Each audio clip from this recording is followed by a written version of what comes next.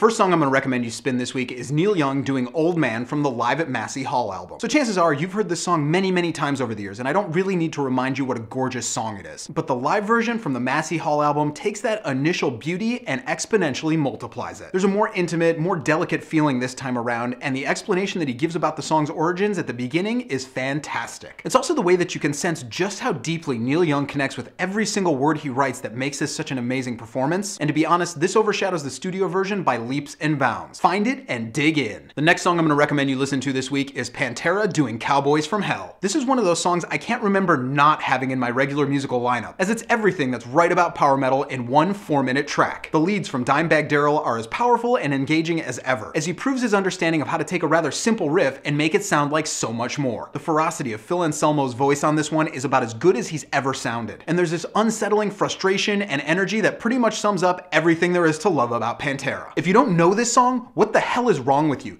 Get it, spin it, love it. The third song I'm going to recommend this week comes from A Tribe Called Quest, and it's their song Verses from the Abstract. When it comes to the idea of top quality hip hop, not many groups can surpass the sounds of Q-Tip and A Tribe Called Quest, and this is easily one of their finest moments. Working with none other than bass legend Ron Carter in the background, the musical arrangement here is somewhat stripped down, allowing the vocals to take center stage. Flipping the rhyme and working the tempo from every single direction, this is what it means to be a truly talented MC, and it's much the reason he remains an outright hip-hop legend. Yeah, this is the album that has Scenario on it, but there's no question that this is the highlight of that record. Check it out for sure. Next up, make sure you go and find Jimi Hendrix doing the song Electric Church Red House. I remember when this record came out and the critics largely panned it, perhaps because it's Jimi basically just jamming and showing what a truly amazing and talented player he was. But the fact of the matter is, for those people who truly love great musical performances, this is about as great as you can possibly get. Taking the main musical theme from Red House, the band digs in and works it like never before, and you can hear them moving deeper and deeper into this sad, lamenting groove. The riffs and solos from Jimi on this one are absolutely breathtaking, and you can easily argue this as one of the 2 or 3 greatest electric blues performances ever. The song was actually a studio jam with the members of Experience back in 1968, and it forces the realization of just how much untapped talent there was in that group. Whether you're a Hendrix devotee or not, this is a song you have to know. Just go and find it. The last song I'm going to recommend you spin this week is Drunken Lullabies from Flogging Molly. It goes without saying that there's not another band in history quite like Flogging Molly, and a lot of that has to do with their overall tone and the banjo that's always sitting in the background. Yeah, this song kind of blew up due to a video game appearance, but at the same time, it sums up everything there is to love about Flogging Molly in one simple song. The lyrics demand that you sing along, and there's this sense of levity and unity within the track. If you haven't listened to this one before, get it and turn it up all the way. Trust me. So those are my recommendations for this week. Be sure to check back here every Sunday for more music suggestions, and be here every day for all the music news, reviews, and knowledge you'll ever need.